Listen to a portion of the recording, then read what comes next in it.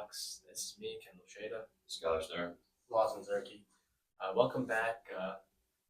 Thank you for supporting the channel and all you guys do. For today's first topic, we are doing the end of Pierce's football season. I'll let these guys take over since they're the football jocks. I mean, obviously, a lot of teams in Nebraska travel over 800 miles to go play football. Last weekend, we went down to Sydney, about a 6.5-hour bus ride. We left on Thursday, stayed in a hotel, played football the next day, like 3 in the afternoon. It's a pretty close game. Lost about 21-14.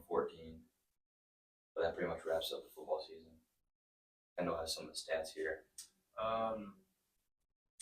There's nothing over Pierce, it looks like. But it was first quarter was 7-0. First quarter was Sydney. The second quarter, we scored, and then Sydney scored also, making it 14-7. And third quarter, Sydney scored, making it 21-7, and then we scored fourth quarter. There were some couple turnovers that probably cost Pierce the game. Also, Sydney did have a D1. What was his position? Linebacker.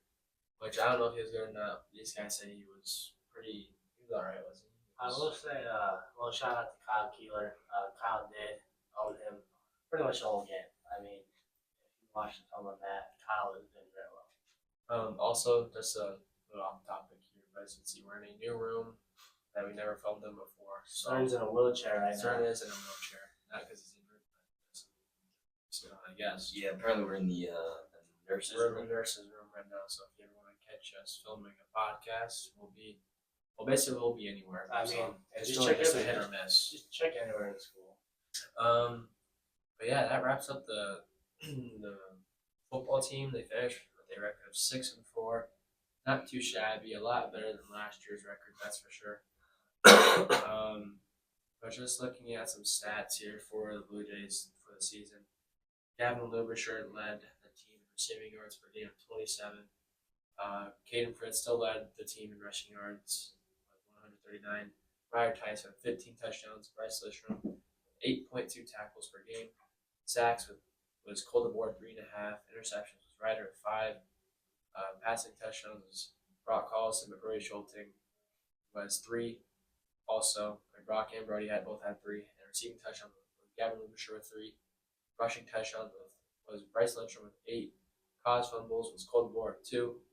Fumble recoveries was Ethan Norby with 2. And Brody Schulting had the best completion percentage with .585. And Brody Schulting with a QB rating of 95.5. So that's about it for the Pierce Blue Jays football team, or season, I should say. Max Preps has him at 47th, which I don't know how accurate these rankings are, but hey, not bad. Now into the end of the volleyball season.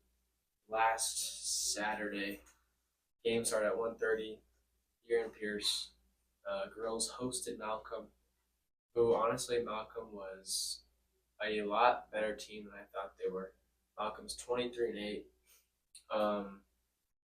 They only came to Pierce because we had the higher power points, I believe.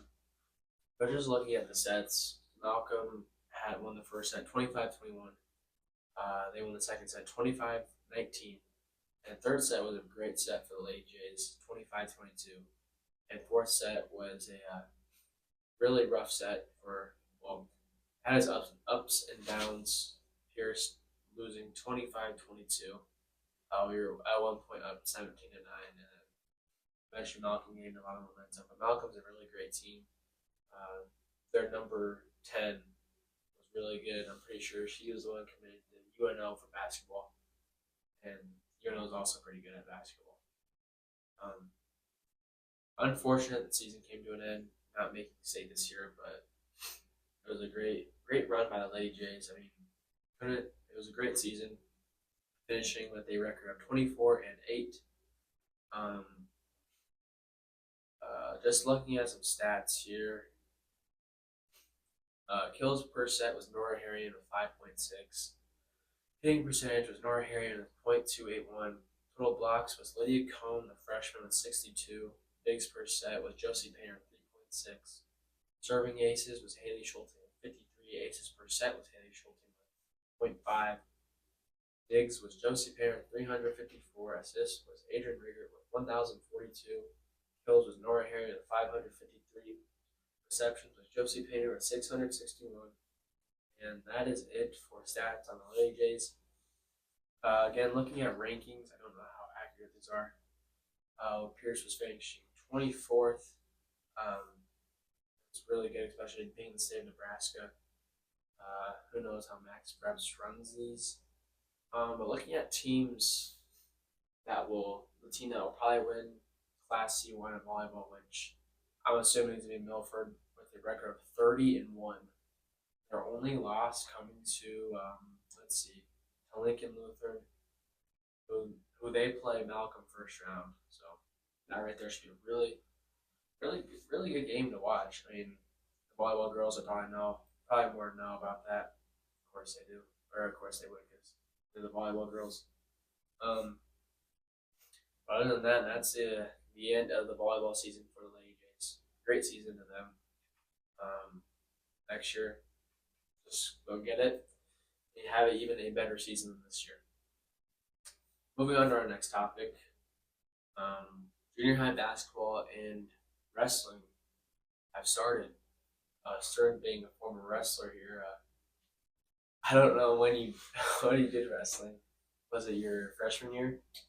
7th grade to about halfway through 10th grade. All right. What was it like being a junior high wrestler? For me, my first year wrestling was in junior high. It was pretty exciting. I actually really enjoyed practice. You kind of build like a friendly bond with everyone you're kind of wrestling with, so you're kind of like a little family. And so, going to the meets on the weekend was probably like the most nerve-wracking, but probably the best part, because I mean, just being able to finally do everything in practice that you learned in an actual meet and actually compete is one of the funnest things to do. I mean, sometimes it gets a little inconvenient when you're at a meet pretty much all day. Like you walk in there, like sun just coming up, and you'll leave sundown. And yeah, I mean, other than that, wrestling is a pretty exciting time of year. All right. Now, as me and Lawson over here played basketball in junior high, we still do. For me, junior high basketball was really fun, just because Mr. Weber. I think he's still the head coach, I believe. Yeah. Yeah, he was a great to be coached by, and just the team we had was pretty fun, and all the games we went to, and the memories, especially a couple of them when Xavier Miller missed a shot in the 5th quarter and threw his water bottle at the auditorium and ended up breaking part of the light. That was a great memory. Lost what was your probably one of your favorites? That was a good one because, I mean, for those of you that don't know, the 5th quarter is just like an extra quarter for people who don't really get in that much. So it's not that meaningful. And I mean, good job for Xavier for he's competitive. So another one was when we were down to Columbus Lakeview, and Xavier got in and he threw the full court pass. Yeah.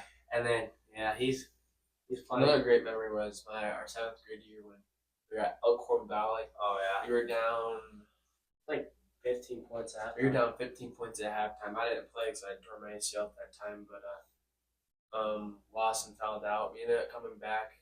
Gavin Lubisher was also hurt. We ended up coming back. Score was like 24-21 or something like that. And Tate Wales, it was Mason. I don't know who it was. Someone was inbounding the ball, and then Tate Wales got the ball and scored a point for Elkhorn Valley, which that led them to be only down by one or two, and that almost cost the game. But we ended up winning, which that was honestly. And they still have the video up to this day. So if any of you want to watch that, about halfway through the video, just Tate's going for our team. So that was a great time to be a Blue Jay.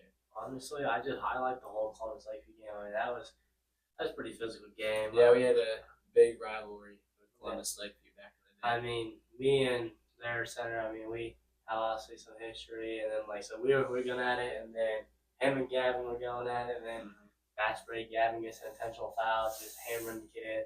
And that was a fun game, honestly. Moving to our next topic, no more violence. It's gonna be a debate time. So, favorite school lunch. Me personally, this might not be like a favorite for a lot of other people, but absolutely love chicken fajitas. I would get if I was not afraid to ask for extras, I'd get more chicken fajitas. See, the thing with chicken fajitas is like you kind of gotta overload it with your own stuff because the amount of I chicken would they say, give you yeah, is very minimal. I wish there was more chicken. Just a suggestion. Or maybe a smaller tortilla. I feel like. Yeah. Because I mean, you're just eating 60% tortilla. Yeah. Maybe. Definitely top 5 lunch. Yeah, I love it. I love it. I'm gonna go with my favorite. I always used to be orange chicken, but not anymore. It's kind of falling off. I love the mini pizzas, that circle pizza. Those are pretty good. Those. I used to actually not really like those, and then all of a sudden, they're good now. Like they're really good. That's up there. So what do you got? So mine's pretty shocking because about 3 years ago I would have said absolutely not to this lunch because I was one of those picky eaters that never really tried anything. But I started eating orange chicken, and it kind of started over the summer. Just kind of forced to eat it, and now it's. So you were never an orange chicken guy? Never an orange chicken. Wow. Yeah, like rice, chicken, never. But now Most of the time, like even in elementary, a lot of kids love eating orange chicken. Orange chicken. So that's pretty surprising. Like I feel like orange chicken, like in elementary, that was always like the number one thing. And then it just kind of, I don't know why. It's like now you eat it, and it's like it's good, but like there's so much stuff in it. Yeah, that's really surprising. I'm surprised that you hate it, and now that so you went from hating it to your number one. pretty much. Wow, that's weird. I never heard anyone say that before. It's kind of like when you So don't. what did you not like about it? Like what you used to not like? About the chicken. Yeah, like Honestly, it's probably more the sauce. Like I've always been a kid that's always had chicken nuggets, no ketchup, like no dressings. Like still to this day, I don't really mess with ranch or ketchup or anything. We'll also add something to this. We'll do song of the day that we all gotta vote on. So for my suggestion of song of the day, we'll do my good buddy Gavin Rubersher actually hooked me on to this group. It's a Treaty Oak Revival. It's a country group. Can't really say the words because I don't know how. Well, I've heard the song, of course, but honestly, I've never heard any explicit words myself. But Miss Call is up there for song of the day for me. I don't know about these two; if they got one or not. But that's just my song of the day there, and I just think it's a banger to be honest. It's especially Gavin put on his Instagram post, so caught my attention. Now I listen to that whole group. You got a song of the day? I mean, me personally, I'm not much of like a person that listens to country or rap. I'm kind of a rock, like Dad's Divorce rock type guy. I do, yeah. That is a very great. I like that. I like that kind of group of music as a genre. Yeah, I mean, if I had to go with a song of the day, it'd probably be like Break Stuff by Limp Bizkit. Oh, okay. I don't know if that's a little friendly for the school, but suggest none of you listen to that song, especially if you're in school. Maybe on your own free time you can. But we'll hear Lawson's now. Well, this song I'm not always in the mood for it, but I heard it like a week or so ago. I've been listening to it here and there. It's I don't know, just gets you feeling good. American Pie.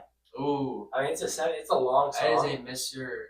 Emery would always play that song back in 7th grade. And I'm just telling you, like, great memories. Like, if you're ever just like, you're just like not happy about anything, like, literally just get in your car, start driving around, turn on American Pie, and like that song gets you going. That is a great song to listen to. It's long though. That's the only thing. Like, it keeps going. That's actually what's good about it. Like, you think it's over, it just keeps going. Well, that will end today's episode of Bluejay Talks. Thank you for watching, and make sure to like the video and subscribe to the channel. Yeah, they can't comment. I figured that. Yeah, there's no comments or disabled. But if you have any suggestions that you want In the video. Tune in Friday. We're gonna have our first special guest Friday. We won't disclose who it is yet. But We were actually supposed to have one today, but we forgot about bringing him in. So yeah, we were. Also,